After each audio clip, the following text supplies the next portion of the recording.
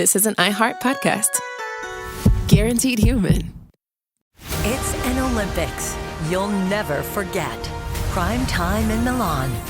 The moments. Chloe Kim with the gold medal flex. The stars. Ilya Malinin. Out of this world. The spectacle from beautiful northern Italy with very special guests every night of the Olympics. Experience the world's biggest show. Prime time in Milan. Tonight, 8/7 Central on NBC and Peacock. Why have I asked my HVAC guy I found on Angie.com to change my grandpa's trachea tube? Because I was so amazed by how quickly he replaced our air ducts. I knew I could trust him to change Pop-Pop's tube while I was on vacation. Make it quick, young man. Aw, see? Pop-Pop trusts you. I think we should call a doctor. Connecting homeowners with skilled pros for over 30 years. Angie, the one you trust to find the ones you trust. Find pros for all your home projects at Angie.com. The big game commercials are basically must-see TV. This year, Elf Cosmetics went all out with an absurdly funny telenovela called Melissa. It stars Melissa McCarthy, Nicholas Gonzalez, Itati Cantoral, and Elf Glow Reviver Lip Oil. The Elf Glow Reviver Lip Oil is an ultra-glossy tinted lip oil that nourishes, hydrates, and enhances your lips' natural color. Watch the full episode of their new Elf novela on soyunbaño.com. Well, the holidays have come and gone once again, but if you've forgotten to get that special someone in your life a gift, well, Mint Mobile is extending their holiday offer of half off unlimited wireless. So here's the idea. You get it now, you call it an early present for next year. What do you have to lose? Give it a try at mintmobile.com/switch. Limited time, 50% off regular price for new customers. Upfront payment required. $45 for 3 months, $90 for 6 months, or $180 for 12-month plan. Taxes and fees extra. Speeds may slow after 50 gigabytes per month when network is busy. See terms. Support for The Middle comes from the stations that air the show and from you. Thanks for making a donation at listentothemiddle.com.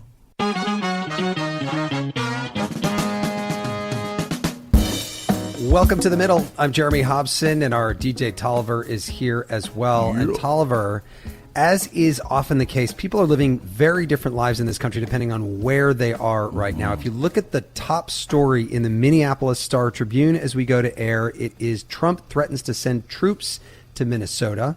If you look at the Miami Herald, it is Trump meets with Machado, the opposition leader from Venezuela, but keeps channels open with Venezuelan regime leaders.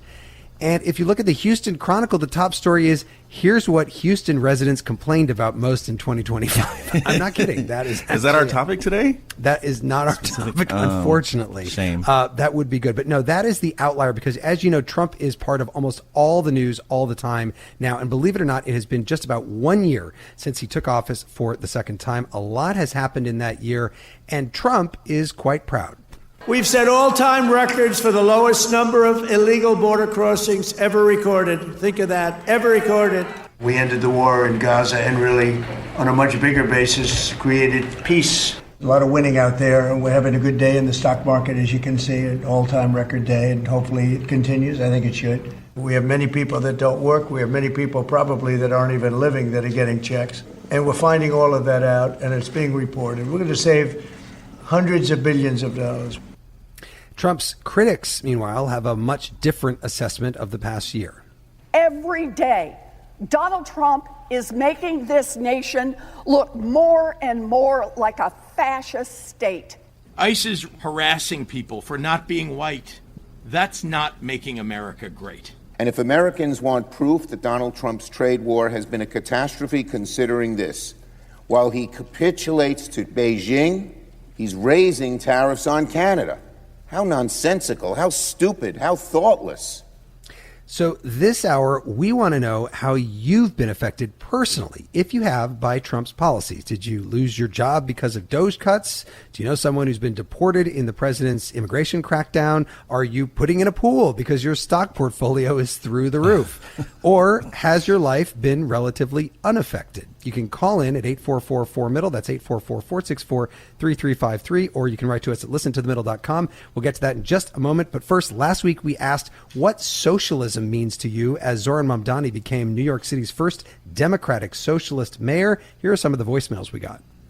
This is Jack from Easton, Pennsylvania. there's two kinds of socialism. There's authoritarian socialism, such as existed in the Soviet Union, where the people really had no electoral power. And then there's democratic socialism, which is responsive to the voters. Hi, my name is Ann Hogan. I'm from Lowell, Mass. When I think of socialism, I think of the Karl Marx comment, from each according to ability to each according to need, which is a kind way of looking at helping people in society who have less than others. Hi, this is Noah. I'm calling from South Carolina. I think when we look at socialism in other countries, it tends not to go like super well. But on the other hand, I think the way that we're doing capitalism in America is really not working either. Well, thanks to everyone who called in. As always, you can hear that whole show by subscribing to The Middle wherever you get your podcasts. And here are our new weekly podcast extra, The Follow-Up, which includes more of your comments. So now to our topic this hour. How has the first year of Trump's second presidency affected you personally? Tolliver, how can people reach us? You can call us at 844-4MIDDLE. That's 844-464-3353. Or you can write to us at listentothemiddle.com or comment on our live stream on YouTube or TikTok or Instagram, all the places. Well, joining us this hour, USA Today chief political correspondent Phillip Bailey. Hi, Phillip. Jeremy, what's going on? And veteran CNN political correspondent Candy Crowley. Candy, welcome back to you. Thank you. It's good to be here. Well, I think we may have some recency bias in this conversation because it's hard to look past what has been happening in Minnesota, in Venezuela, threatening to take over Greenland. But Phillip, if you look at the last year, what do you think is the biggest change for most Americans? Well, look, America is a different place. And I think that when you look at President Trump's return to office, right, it's sort of stunning in the scope in which he's been able to touch not just in politics, but even in culture. We see some changes even there with his advent, his return to power. I would say that it's pretty obvious that the crackdown on immigration, putting ICE agents, adding how many different ICE officers to that agency, sending the National Guard, the use of force, military force, in cities in particular, I think, is rather stunning when you consider that the last time we really saw a president do this was sometimes in like the late 1960s or in the early 1960s during the Civil Rights era. So that to me would be probably the most obvious answer to what has Donald Trump changed in his first year since he's been back in power. Candy, what do you think? Where are Americans feeling the president's policies the most? I thought a lot about this. I knew I was going to be on talking about this question. And honestly, if I had to say one thing, it's not a policy. It's certainly, what's going on with ICE is, to me, the major thing. But I think it's what all of this causes. People say all the time, Wall Street hates uncertainty, which does make you wonder why it's doing so well. But nonetheless, Main Street doesn't like uncertainty either. So if you talk to people, and I have friends that are in Michigan, I'm in Washington now, but that are very Trump-oriented. I have a lot of friends that are not Trump-oriented. All of them feel this sort of sense of anxiety. Right? It's the kind of like, and now what's happened in this 5 minutes, and what does that mean? And so to me, it's a sort of a broader thing than one policy. It's the uncertainty of what next. And Candy, on the issue of the economy, which tends to be one of the most important issues to voters, Trump now has a 36% approval on the economy in a new Reuters Ipsos poll. Do you think the economy, given everything you just said, is still the most important thing for people and how they're feeling personally about their economy? Sure. Although I think the last week of ICE in Minnesota certainly has gotten a lot of attention. The video of this woman being shot in the face 3 times. I saw somewhere over 80% of Americans have seen that. So it would say to me that this week, the whole kind of militarization of the streets of America or of the streets of democratic cities, however you want to look at it, has taken over. But I think in the long run, it's almost always pocketbook. And I think it still is, particularly since you don't know where it's going. I feel so badly for small businesses who don't know what's the Supreme Court going to do, and then after the Supreme Court does what it does, what's Donald Trump going to do, and then what was Congress going to do, and so it's so roiled, and it makes everyone feel unstable. And the first place you feel unstable is, can I pay my bills? Can I still pay for college for my child? That kind of thing. So I think the big undertow is the economy, but boy, some things come along that are just sort of giant waves on top of it. A lot of uncertainty. But Phillip, we've done shows about the economy, and we've heard from small business owners who are feeling the effects of the tariffs that have really changed their entire business model because of how much they get from China or from other countries. What's your sense right now of how Americans are feeling Trump's economy? Well, look, I think Donald Trump has learned that it's easier said than done, right, to fix and tame the American economy. We all remember it was not too long ago, a few short years ago, the Biden administration kept telling Americans, don't worry, look at the big macro improvements in the economy, and the American people weren't feeling it. Well, now Donald Trump is learning that on his side, on the governing side, not on the campaign side, a lot of those big promises he made, Jeremy, during that campaign, I think we oftentimes forget, President Trump made some pretty bold, outrageous sort of promises, right? Like saying he was going to have or cut in half energy costs. In fact, energy costs are going in the opposite direction by about 41%. So look, I think Donald Trump is learning as he sees some of his own supporters, particularly younger, white, working class men, some of whom I've talked to, who aren't really feeling the Trump improvement or the Trump boom that he talks about on the campaign trail, talks about when he's touring the rest of the country. I think that for him has been more difficult than he wants to admit. Even allies say that, look, they're looking for some things to come online later on in the year with the tax returns and the one big beautiful bill. But I don't see that there's a lot of confidence, and a lot of folks are having buyer's remorse right now. Candy, let me just ask you about one more thing before we start getting into some calls, which is the retribution that Trump takes on people that cross him. Now, that may not be felt by ordinary Americans, but I wonder if it is when, the Fed chair refuses to bow to the president on interest rates and he gets investigated, or Republican members of Congress say they want the Epstein files released and Trump just completely turns on them, or the universities around the country that lose their funding because they do something that he doesn't like. Do Americans feel that retribution? I think so to a certain extent, on sort of in ascending and descending order. I think the retribution is so vast. It's like every day somebody else is being investigated by the Justice Department, or, the grand jury is discussing this. And a lot of people, the names are not completely familiar to people that have followed it all along and kind of know and that kind of stuff. So I think that's has less juice, if you will, in the American public than some of the others that you see. I think there's starting to be some sink in with obviously the tariffs, which I thought for a while, are people gonna, when nothing had sort of happened yet, they just had been imposed and it was a big argument. People didn't feel it, so it didn't, his numbers were still okay. And then once people, like talking about the small businesses, started to feel it, it became sort of more widespread. But I think other things sort of take precedence, and honestly, it depends on the week. Like what has happened in some ways, and I think this is completely purposeful on the part of the Trump administration. Things come up. I think Epstein obviously has legs. It always has. And it has legs in places that hurt him, and that's his base. So there is, I think that's an exception to, well, there's this and there's this and there's that. But I do think, over time, it's, like water on a rock. It begins to make a difference. Right. Our number is 844-4MIDDLE. That is 844-464-3353. Or, of course, you can reach out online at listentothemiddle.com. And Tolliver, some people are already doing that. What are you hearing? Stephen in Hannibal, Missouri says, since Trump took office, I have had my blood pressure meds increased twice so I don't have a stroke while listening to the news.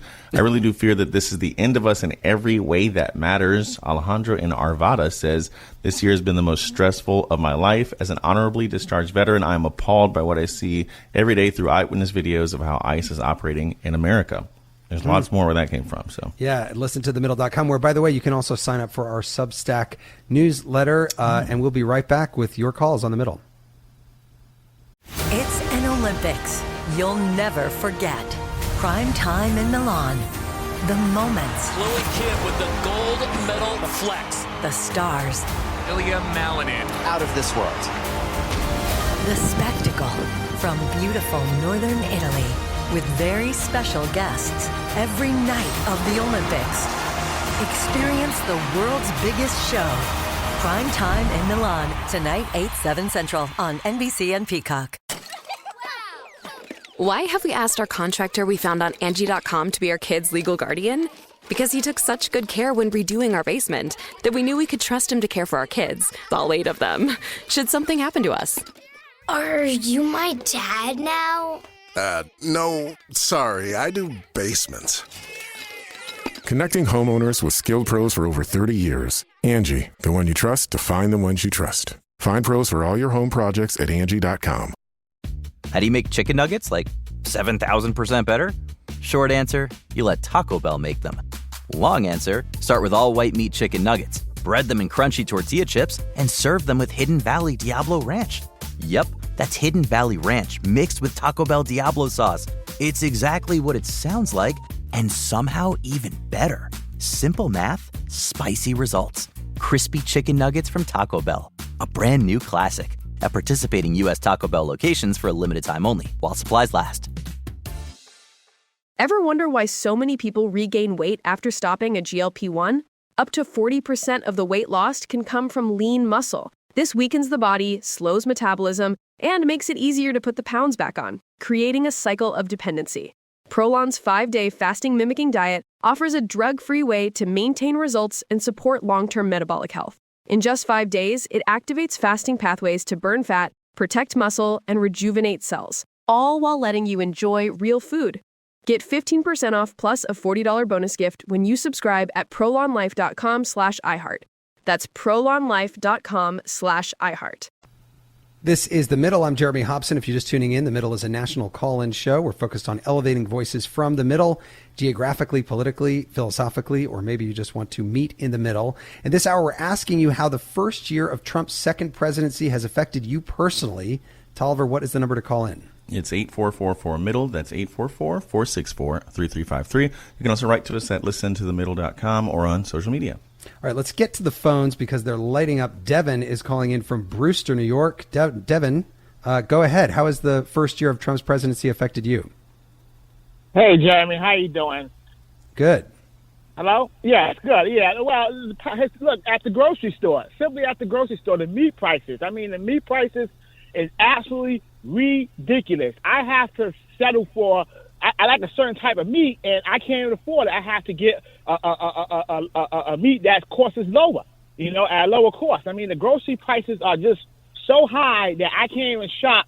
I can't stay on my budget, And then just 2 more things with the it's affecting my mental health with the executive overreach, the policies, like with the trying to cut funding for sanctuary cities or trying to indict, like Candy was saying, trying to indict this person, trying to indict that person. And, it's just a mess. It's just a mess. It's affecting your mental health. It's raising your blood pressure. Right. Well, at least you can't afford the beef. So maybe that's better. But anyway, Devin, thank you very much for that. Phillip Bailey, on the first point, that the issue of the cost of things at the supermarket, the Trump administration likes to say right now that they're coming down, but people can see with their own eyes what's happening. And that's the thing about the American economy, Jeremy, when politicians and academics can use these sort of larger macro yardsticks, but Americans get to every day look at the gas prices, look at grocery prices and say, I'm not feeling that. And look, Donald Trump, again, made a bunch of broad promises on everything from energy costs, reducing grocery prices to inflation. In fact, 2 days ago, I believe in Michigan, he declared that inflation was defeated. But in fact, current inflation, about 2.7%, is virtually unchanged from the 2.8% rate when he his first full month in office. So look, when people deal with the economy, I think one thing that, I've talked to different sources on, Heritage Foundation, Brookings Institution, I asked them, is it wise for presidents to still make it seem like they control or can influence the American economy? And I think that Donald Trump is going to learn this year in particular in the midterms, because now Democrats have basically seized his argument that the president doesn't care about you. He's not talking about, your grocery prices. He's more concerned about building a ballroom in the White House. And even Republicans, including former Congresswoman Marjorie Taylor Greene, are saying, look, President Trump and some of the Republicans on their side have sort of lost the plot on this. And that was the whole essence, really, of America First and Make America Great Again, was dealing with the hard, pocketbook issues for working class Americans. David is calling in from Swan Valley, Idaho. David, go ahead with your thoughts about Trump's first year. How's it affecting you? Yeah, thanks for taking my call. I drive about 50 or 60,000 miles a year. I'm a traveling music teacher, and it was pretty frustrating during the previous administration as gas prices just went skyrocketing and inflation was out of control, mainly because of all the government overspending. And then I'm not a fan of Donald Trump per se, but as costs, he's cut spending, and he's pushed for cutting spending, and he's pushed for policies that would help gas prices come down. And indeed, they have come down a lot. And so it's really made a big difference for me in my business to not have that out of control government spending making all those prices go through the roof. Well, and David, gas prices gasoline have come down, but have you seen prices go up in other places, like Phillip was saying, with energy costs just at home or in your business? Well, we have good energy costs where we are. We get it out of northern Star Valley, Wyoming. It stayed pretty stable growth throughout the last many years. So not too bad for you. Yeah. Yeah. I mean, but 200% inflation on one item that I use a lot was pretty tough. And as it came down, that really improved my bottom line a lot. Yeah. So you're happy about those gas prices, Candy Crowley. It's funny. You think about all the years in the past when that is one of the biggest issues leading into an election is the gas prices. Right. And sort of getting back a little bit to what Phillip said, presidents can tinker around the edges of an economy, but it seems to me that, then I'm not an economist and I won't play one here, but it seems to me that the economy has a role of its own. And certain things from the outside and from the inside affect it more than a president does. I mean, I think oil prices is a pretty good example. There are a lot of different reasons that oil has come down, and less about policy than about circumstance. So he is lucky in that. He's not lucky in the beef prices. He's not lucky in a number of other, with coffee and some other things I saw today. Which are connected to the tariffs, by the way, too. I think that was one of the reasons why he tried to exempt those things from his tariffs, because he saw that the prices were going up. Right, exactly. So I think, it obviously depends on what you buy and what you need. And I do think there are people, I mean, if you're got a lot of your money on Wall Street, you are happy as can be. Right. So, there's a yin and a yang. Yeah. Alejandro is in San Antonio, Texas. Alejandro, what about you? How's the Trump administration affecting you personally? Well, I am a recovering addict. Not only am I a recovering addict, but I've worked in the industry. And I have heard hundreds of people in clinics around San Antonio have lost the medication that they need to stay sober because of the cuts. Now, I know that Trump said that he declared war on addiction, but he's doing a lot of things to the opposite. Now, I've been sober for 4 going on 5 years, so I am better off than a lot of people that I see who are getting cut off their methadone and their Suboxone, and there's the likelihood that they're going to be able to stay sober is very small. And I am predicting a large increase in overdoses.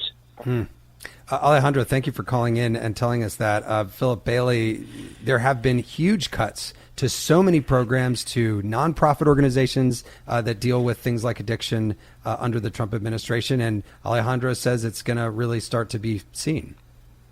Well, look, I think along with the DOGE cuts earlier or late last year, back in 2025, but that along with the One Big Beautiful Bill where we saw these immense tax cuts for people who are in the 1%, people who are doing very, very well, high income earners. At the same time, a lot of these cuts to programs basically for the poor. Now, Donald Trump has not touched a penny in Social Security, but he has signed legislation that makes significant cuts to Medicaid and other safety net programs. So that, along with the dismantling of key institutions, key agencies in the federal government, that a lot of people, including MAGA voters, right? When people think about food stamps, for example, They may want to think about Keisha and Jamal in Harlem or Southside Chicago, but you need to be thinking about Billy Bob and Sue Ann in Hazard, Kentucky, and parts of rural Arkansas and West Virginia. That's who the folks who are most dependent on those safety net programs. And you saw Republicans, some like Josh Hawley, senator from Missouri, make that point. And I think that's where I began to really see the Trump coalition begin to erode. And that's another feature, I think, of President Donald Trump in this past year, is that he really very quickly and rapidly sort of eroded his own base on a number of fronts, internationally, but definitely domestically. And as the caller spoke to, those working class white voters who turned their votes over to Donald Trump got kicked in the teeth in terms of the cuts to those safety programs that a lot of them rely on. Candy Crowley, the Republicans have really stayed in lockstep in Congress with the president. Do you see that changing as we get closer to the midterm elections, especially as there have been some special elections that have scared Republicans? Yeah, we're seeing little bits and pieces on various things, Greenland in particular, just because there are Republicans who find that outrageous and have begun to speak on Capitol Hill. I think erosion will start after the primaries. I think that's if you're going to start breaking away, because there's so many Republicans that the primaries really the election, because we're so, the red and the blue are so stable that if you can challenge and beat your primary opponent, if you're a conservative, if you can beat someone more conservative, you're going to win the election. So in most cases, right. maybe not in purple states. So I think the demarcation will be after the primaries and after these guys are assured that they're going to be able to run again. And I think then you'll begin to see some breakaway. Nikki is calling in from Kansas City, Missouri. Hi, Nikki. What about you? How has Trump's first year affected you personally? So I would say there's been three things specifically. One is my family's on the Affordable Care Act, and it is more than doubled. The other one is I have some employees, or not employees, but coworkers, and they were from Mexico. They'd been here for over a decade, but they chose very early on in 2025 to move their entire family back because they had an adult child with special needs, and they could not risk being, taken away and not knowing the, status of their child. And then they self-deported, you're saying? Yeah, they absolutely did. The other one is just, I've never thought that in my lifetime I would have to consider to what extent I would be willing to put myself in danger and my family to then protect those who have, who are in danger and whose voices aren't being heard. And like very much like Anne Frank and the Holocaust and growing up on that, I never thought I would be there in my country. And you feel like you're doing that now? I feel like I am. Absolutely. Yeah. Wow. Yes, especially after last week with the shots to Renee Nicole Good, yeah. It's very much, yeah. Absolutely. Yeah. Nikki, thank you very much for that call. A lot there, Phillip, on a lot of different things that we've been talking about. But I'm glad that she brought up the ACA because this is something that has just happened. People's rates for insurance have gone way up. There's still a question about whether Congress is going to do something about it. And I think, as Candy mentioned earlier, as we see Republicans, and I think she's right, we will see this pick up maybe after the primaries. We saw around 17 House Republicans break with party leadership. And while we have this conversation, Jeremy, going on about President Trump's first year in office, I think we should also look at Congress and the Republican caucuses in both chambers. You haven't really seen, until lately, these Republican members breaking with party leadership on numerous issues, not just the Epstein files, but now on the ACA subsidies over on the Senate side, on the Venezuelan war powers resolution, even though that was ultimately defeated. So you are seeing Republicans wising up to the fact that, look, they're going to be on the ballot when Donald Trump is not going to be on the ballot. And I think they're coming to that realization. Let's remember, after the impeachment of Donald Trump, many of those handful of Republicans who voted for that impeachment were picked off one at a time. We, of course, know Liz Cheney from Wyoming. She lost that primary battle. It should be interesting to see these Republicans who bucked Donald Trump this go round, like Congressman Thomas Massey here in my home state of Kentucky, and Trump has endorsed his opponent. It's not the first time he's had problems with Congressman Massey, who has survived those challenges before. But it'll be interesting to see if Donald Trump still has that strength in the Republican base in those primary elections. I suspect that a lot of his more populist-minded folks who he brought into the Republican Party, again, are not very happy with him on some of these domestic issues and may buck him and support those candidates and support those incumbents that he's against. Well, and a lot of people that have gone against him have decided that they're out, like Marjorie Taylor Greene and Tom Tillis, the senator of North Carolina, is leaving. Mitch McConnell, not a big fan of Donald Trump. He's done after the end of this term. Let's go to Andy, who's in Denver, Colorado. Andy, what about you? How has the first year affected you personally? The first year has affected me so deeply and my family because my child is trans, and the full weight of the federal government has tried to deny the existence of trans as a way of living.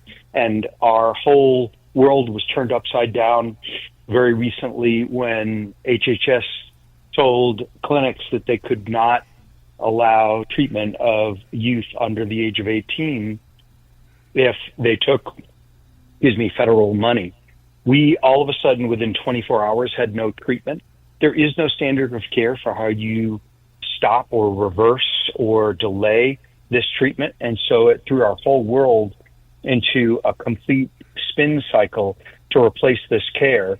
And, going from the very specific to the very general, we started the term in a world where we recognized each other for our differences. And all of a sudden, we have been bully pulpited and legislated out of our very identity. Stunning. Yeah. Andy, thank you for that. Candy Crowley, it's possible that no group of people, we've talked about immigrants, obviously, that has been a real target of the Trump administration, but so have trans people in this country. And we heard that very personally there from Andy.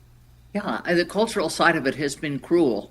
And there is no, I think that does also affect people who don't have a trans child or any in the LGBT community, but understand, that we are a nation that's supposed to be welcoming, that's supposed to be diverse, that are also offended by this. So that, I think the cultural issues don't turn around easily. But I do think that the longer you go on and the more people you meet, and then you watch what really has been cruelty, it begins to really bother you. And I think it's one of those things that belongs on the top where the wave comes, the undercurrent still being the economy. And I think the ACA also folds into that, because it's not just the people who can't afford, as the previous woman talked about. It's not just them. It's like, what next? It's that anxiety, because if people don't have insurance, they show up in the emergency rooms. If they show up in the emergency rooms of public hospitals, they get their whatever it is they need. And now they're sicker because they haven't had health care. And what happens? The hospitals raise their prices. What happens after that? The insurance companies raise their prices on all the other kinds of insurance that people have.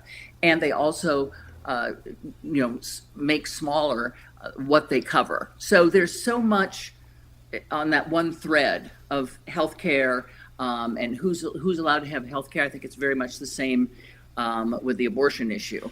And I think that the country, despite how it voted last time, when you see the polling, the country is still left of center than the elections would have you believe. And so I think this kind of thing does have an effect.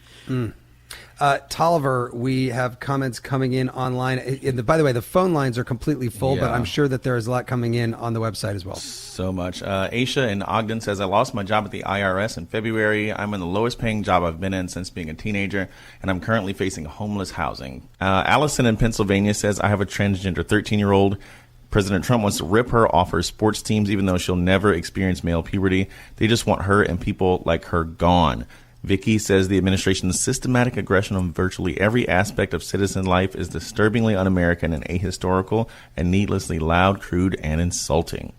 Lots like that. So yeah, and of course, remember, if you are on the line and you can't get through and you leave a voicemail, we are using those voicemails on our new podcast, The Follow-Up, which is on the Middle Podcast feed, wherever you get your podcast. We'll be right back with more of The Middle. It's an Olympics you'll never forget. Prime time in Milan. The moments. Chloe Kim with the gold medal flex. The stars. Ilya Malinin. Out of this world. The spectacle from beautiful northern Italy with very special guests every night of the Olympics. Experience the world's biggest show. Prime time in Milan, tonight 8/7 Central on NBC and Peacock. Why have I asked my electrician I found on Angie.com to bury my pet hamster Nibbles in our yard for me? Because I was so moved by how carefully he buried my electrical wires, I knew I could trust him to bury my sweet Nibbles after his untimely end. Nibbles, gone too soon. May he scurry in peace. Hey, sorry about your pet, but I just wire stuff. Nibbles would have loved you like a brother. Connecting homeowners with skilled pros for over 30 years. Angie, the one you trust to find the ones you trust. Find pros for all your home projects at Angie.com. You see it instantly. It's Coldwater Creek, the mark of exceptional workmanship and signature touches inspired by a Mountain West heritage. Distinctive styles created from quality fabrics, silhouettes perfected with just the right drape, feel-good fits offering ease of movement, and thoughtful details to elevate your look. Coldwater Creek's authenticity is embodied in every piece, embracing its confident spirit that carries through to today. Discover Coldwater Creek clothing, designed to fit your life the way you want. For a wardrobe you can count on season after season, visit coldwatercreek.com. Shop the new spring collection at 20% off $75 or more with code IHEART20. Welcome to the A Building. I'm Hans Charles. I'm Menelik Lumumba. It's 1969. Malcolm X and Martin Luther King Jr. had both been assassinated, and Black America was at a breaking point. Rioting and protests broke out on an unprecedented scale. In Atlanta, Georgia, at Martin's alma mater, Morehouse College, the students had their own protest. It featured two prominent figures in Black history, Martin Luther King Sr. and a young student, Samuel L. Jackson. To be in what we really thought was a revolution. I mean, people were dying. 1968, the murder of Dr. King, which traumatized everyone. The FBI had a role in the murder of a Black Panther leader in Chicago. This story is about protest. It echoes in today's world far more than it should, and it will blow your mind. Listen to the A Building on the iHeartRadio app, Apple Podcasts, or wherever you get your podcasts. This is The Middle. I'm Jeremy Hobson. This hour, we're asking how the first year of Trump's second presidency has impacted you personally. I'm joined by USA Today chief political correspondent Phillip Bailey and former CNN chief political correspondent Candy Crowley. You can call in at 844-4MIDDLE. That's 844-464-3353, or you can write to us at listentothemiddle.com. Let's go right back to the phones. Nathaniel is in Chicago. Hi, Nathaniel. What about you? How has the first year impacted you? Hi, good evening. Ever since election, I noticed a serious change in discourse and people willing to accept conservative views. I'm a college student, and the majority of people disagree with me, which is fine, but I've noticed that I don't have to hide my opinions and be shamed for them, or they're not considered, my conservative opinions aren't considered extreme or radical anymore, and I very much appreciate that. Complete difference since the election. How conservative are you, would you say, Nathaniel? Pretty conservative. Yeah. Yeah. Like all right. 70%. Yeah. Are you happy? Is there anything that Trump has done that you're not happy with, or are you happy with all of it? Oh no. There's definitely things I don't like. Foreign policy, for one. I don't like to see the brutality in the streets. I don't like that, as it might be necessary, maybe not. I very much appreciate the cultural change, or parts of it. Yeah. Interesting. Nathaniel, thank you very much for that. Philip, it's interesting. Some people would say that the discourse has gotten much worse, but for this conservative college student in Chicago, he says it's getting better. Well, I think that, look, Donald Trump, when he entered into politics, one thing he wasn't was G-rated. And he certainly, and I think a lot of his supporters and I think Democrats were caught flat-footed on this, the word policing, what they would describe as sort of the woke culture of the Biden era and around that time. You hear from a lot of folks, not just college students who have a more conservative bent, but even, more progressive-minded folks sort of speak up now and say, look, I didn't feel comfortable talking about trans rights or these issues for fear of being maligned or pushed aside or canceled, right? And as overblown as that might be for some individuals, I do think that it did teach Democrats a lesson, and they're basically adopting it now, having more open dialogue, having conversations in spaces and places that they're usually not comfortable in historically. And I think that, Democrats got caught flat-footed there. But over the past 10 years that Donald Trump's been in our politics, and we've seen the coarsening of that discourse and out of the behavior of the president himself, who just recently flipped off, right, a Ford worker at the factory in Michigan. I don't think you would ever have seen Barack Obama or George W. Bush. I don't even think Richard Nixon, all right, in public would do something that way. So we've really seen the professional wrestling element of Donald Trump's persona really impact our politics. And I don't think that a lot of Democrats are still on that page of, let's go back to the way it was before. But I do think, this is also a president who, by the way, has been through 2 assassination attempts himself. Right. We saw Charlie Kirk last year in that heinous act of violence. So conservatives themselves have an interest in lowering the temperature because they're also being impacted by political violence and some of this coarsening rhetoric. I remember, I don't know why this is sticking in my head, but it was a big story when George W. Bush, as president, called reporter Adam Clymer a major league a-hole for the New York Times. He used the real word. And that was a big story. Now, people just flip people off. They use the F word, F-bomb all the time. Okay. Sam is calling in from New York City. Sam, go ahead. How has the first year of the second Trump administration affected you personally? Hi, thanks for letting me on. So, so I'm an artist in New York City. Moved here to be an artist, and things have completely changed. I had to go corporate this year for the first time in my life. The National Endowment for the Arts has completely changed, and it's really caught a loss of funding and sort of a chilling effect on programming throughout regional theaters as well as national theaters. Of course, the renaming of the Kennedy Center caused a lot of programs to leave the Kennedy Center. And because of that, there's so many opportunities for emerging and middle career artists disappearing. They've disappeared. Huh.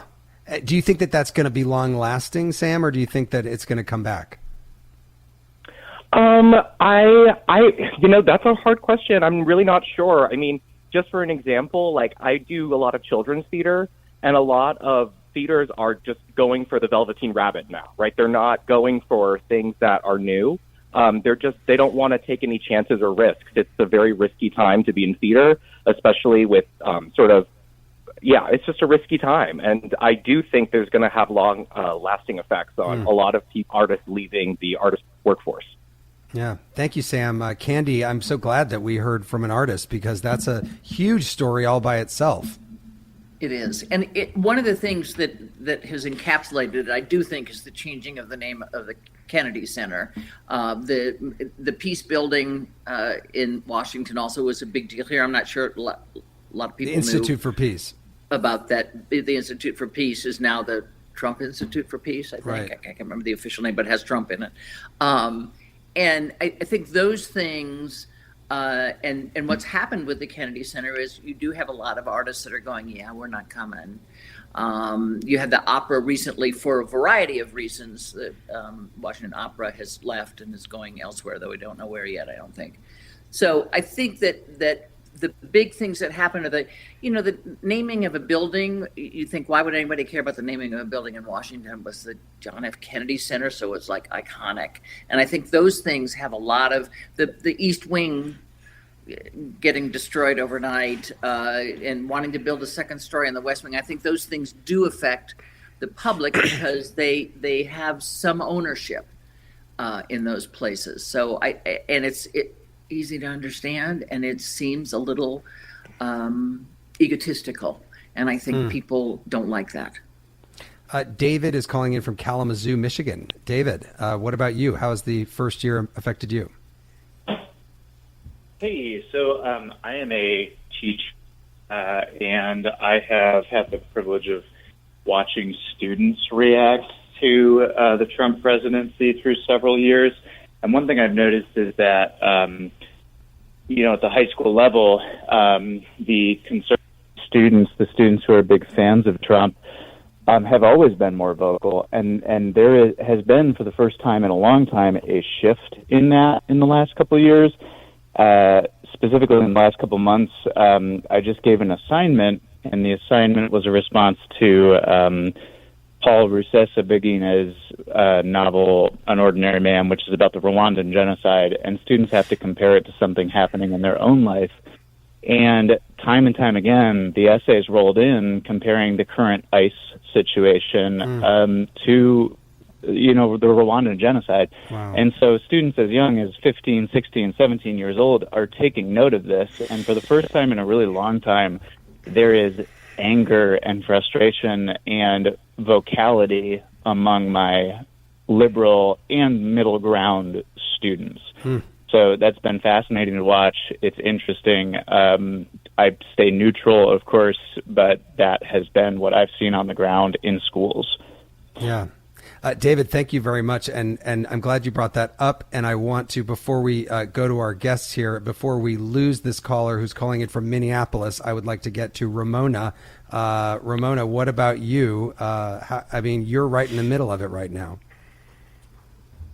Yeah, this is a really stressful time in Minneapolis. I live pretty close. I live close to Northeast Minneapolis and close to downtown. And a lot of the people I know and within me just feel a constant stress of ICE, coming in and taking people and breaking car windows and just all the violence that's come upon us. And I don't feel like we deserve that in Minneapolis. It seems to me like Trump is saying violence is okay because he's putting violence on Minneapolis and expecting us to back off. And people want to push back. We don't want this in our city. We love our neighbors. So there's that. And I guess the second thing would be the economy is he hasn't helped the economy at all. I guess the stock market is not everything. That's one point I want to make. Yeah. So when you're judging how the economy is, he often brings up the stock market is doing great. I don't know what your problem is. And a lot of people can't get into the stock market, and right. We're working our butts off out here and carrying, like most of my life, I did full-time jobs or 2 jobs as a single mother. And I just feel real oppressed myself. Let me just ask you quickly, Ramona, what do you think is gonna make the situation in Minneapolis calm down? I think if ICE backs off, if the Supreme Court could okay some legislation to not pass the Insurrection Act and to call those ICE agents out.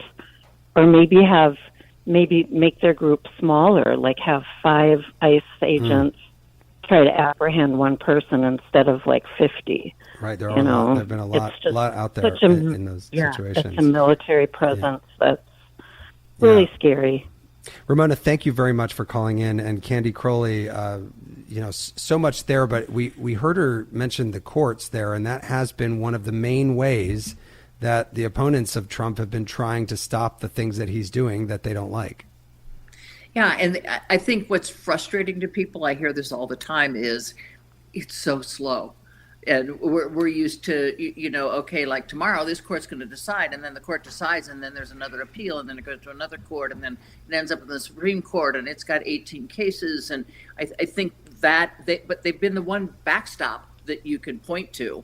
That has said, no, you can't do this. But the president has also won a number of Supreme Court cases. So I think there's frustration with this, the slowness of the judiciary, which it has always been, deliberately so that if there's a total fairness inside the system, and at least that was the idea. But it's a final word usually, but it takes a while to get there, and I think that keeps the anxiety, as Ramona had, keeps it going. David from Adirondack Park, New York, has been on the line for a long time, so let me get to him. David, what about you? What do you have to say? Well, like I told your call screener, I am absolutely delighted with just about everything the president's been doing. And I could probably speak to any issue you want to bring up, but the one that I mentioned to the call screener off the top of my head was the arrest of Nicolas Maduro was a little bit of justice for myself, my family, and my deceased son, who was sold illegal drugs, who was in the country illegally, and caused his death. And do you believe that the Maduro capture was about drugs? Because there have been a lot of reasons put out there for why that happened. Yeah, I do believe that. That's what he acted on, so that's what I believe. That's what you believe. David, thank you very much for that. Philip, the foreign policy issues that have come up, you wonder how many people are personally affected by them. Obviously, so many Venezuelan Americans, especially in the state of Florida, very happy about what happened. Right. And I think when it depends on the context and the region of the world we're talking about. But as Donald Trump has flexed his foreign policy muscles in America's backyard in South America, I think it should be pointed out, number one, the sacking of Nicolas Maduro still leaves in that regime, for the most part, which is still intact in Venezuela. And this is what Donald Trump, I think, is really good at. And I think that last caller encapsulates why he's been so successful in electoral politics. Donald Trump knows how to identify what your grievance is and say, I'm going to take some immediate action, even if it's something that a prior president and a predecessor wouldn't even dream of doing it. I'm going to do it because I'm here to serve you. So when you talk to Trump supporters in that 36% still, about what's going on in Minneapolis and what's going on with the crackdown on immigration, and you showed them some of the more brutal images of ICE, they say, well, look, what about Lake and Riley? What about American citizens who've been killed by people who are in this country illegally? Trump speaks to that grievance, I think, in a way that Democrats got caught flat-footed on, even on the cultural issues. You hear a lot of your callers, Jeremy, talking about Nazi Germany or the genocide in Rwanda. All you got to do is talk to old school, older Black Americans, and they'll tell you that this is not new to American history and new to our government or our country here. Think about Emmett Till. Think about lynchings. Think about the treatment of African Americans historically in this country. So a more authoritarian-minded, robust executive that sort of is testing the limits of its power against both Congress and the Supreme Court isn't unprecedented in American history. I think it just might be unprecedented for a certain generation of liberals who weren't accustomed to a president or a Republican president acting in this way. How about Jared in Kansas City, Kansas? Jared, what about you? How has the first year of Trump's second term affected you? Yeah, so I think the biggest effect that I've seen hasn't been personally for me, because I think we can talk all day about like the effects on paper, whether it be the economy or with his domestic policy in terms of immigration. But I really think that America in the past has stood as like a talisman for democracy, right? As a flag of freedom that has stood strong through 9/11, through the Cold War, through everything, right? And I think that when you see some of the cutbacks to foreign aid, like USAID getting splashed, or other very, very critical actions that Trump has taken to sort of sully the name of America on the global stage, I think that will be a very long-lasting and damaging effect of his presidency. Jared, thank you very much for that. Candy, just the image of America under Trump, and not just for people around the world, but for Americans who have always been brought up thinking that we're the good guys. It's interesting because what you hear either on the radio or the TV or among your friends is, this is not who we are, at least the people who are opposed to a lot of the things that President Trump is doing. And that phrase keeps coming up. This is not who we are. You look at these streets, you look at the kinds of things that ICE is doing with the broken windows and the It doesn't even mention the murder in Minneapolis. So it is not our viewpoint of ourselves. Our viewpoint is we send through USAID a whole bunch of medicine and food, and that's how we see our better selves. And that's how a lot of people see our better selves. And it seems to have disappeared, and that makes people question the identity of the country. Not just that, but Philip, right as we speak right now, a number of the U.S.'s NATO allies are sending troops to Greenland out of fear that the United States is going to invade. I think if there's one thing, Jeremy, that Donald Trump's lasting legacy would be that I don't think, whether it's a Republican or a Democrat, the next president is going to have to deal with is America's allies, its friends across the globe have a different perception of America now. And I'm talking about some of our chief allies, like old Europe, Western Europe, European allies, who are now realizing that you can't rely on America, that these elections in our country can impact their security, their national security, their international security. So whether or not Donald Trump decides to seize Greenland and take it for the United States, whether that ever happens with Ukraine and that war with Russia, one thing I think will be a lasting legacy is European nations and other U.S. allies are going to look at themselves and say, there is a world in which America may not be on the world stage as our partner. And that World War II coalition that America lived off of for 60, 70 plus years, I think that's going to be the lasting legacy of the Trump era, which is that America's allies, its friends, look at America differently. Yeah. Well, I want to thank you both, USA Today Chief Political Correspondent Phillip Bailey and former CNN Chief Political Correspondent Candy Crowley. Thank you so much. Thank you. Thank you, Jeremy, as always. And next week, we are going to be asking you what can be done to restore trust in science, which took a hit after the COVID pandemic and is further eroded because of high-profile science skeptics in positions of power in Washington. You can reach out at listentothemiddle.com. I'm Jeremy Hobson. Thanks so much for listening. Talk to you next week.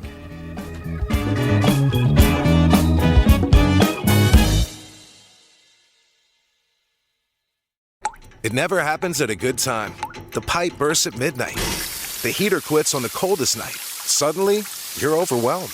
That's when HomeServe is here. For $4.99 a month, you're never alone. Just call their 24/7 hotline and a local pro is on the way. Trusted by millions, HomeServe delivers peace of mind when you need it most. For plans starting at just $4.99 a month, go to HomeServe.com. That's HomeServe.com. Not available everywhere. Most plans range between $4.99 to $11.99 a month your first year. Terms apply on covered repairs. You see it instantly. It's Coldwater Creek, the mark of exceptional workmanship and signature touches inspired by a Mountain West heritage. Distinctive styles created from quality fabrics, silhouettes perfected with just the right drape, feel-good fits offering ease of movement, and thoughtful details to elevate your look. Coldwater Creek's authenticity is embodied in every piece, embracing its confident spirit that carries through to today. Discover Coldwater Creek clothing, designed to fit your life the way you want. For a wardrobe you can count on season after season, visit coldwatercreek.com. Shop the new spring collection at 20% off $75 or more with code IHEART20. Over the last couple years, didn't we learn that the folding chair was invented by Black people because of what happened in Alabama? The Montgomery Brawl. This Black History Month, the podcast Selective Ignorance with Mandy B unpacks Black history and culture with comedy, clarity, and conversations that shake the status quo. The Crown Act in New York was signed in July of 2019, and that is a bill that was passed to prohibit discrimination based on hairstyles associated with race. To hear this and more, listen to Selective Ignorance with Mandy B from the Black Effect Podcast Network on the iHeartRadio app, Apple Podcasts, or wherever you get your podcasts. 1969. Malcolm and Martin are gone. America is in crisis. And at Morehouse College, the students make their move. These students, including a young Samuel L. Jackson, locked up the members of the Board of Trustees, including Martin Luther King Sr. It's the true story of protest and rebellion in Black American history that you'll never forget. I'm Hans Charles. I'm Menelik Lumumba. Listen to The A Building on the iHeartRadio app, Apple Podcasts, or wherever you get your podcasts. This is an iHeart podcast. Guaranteed Human.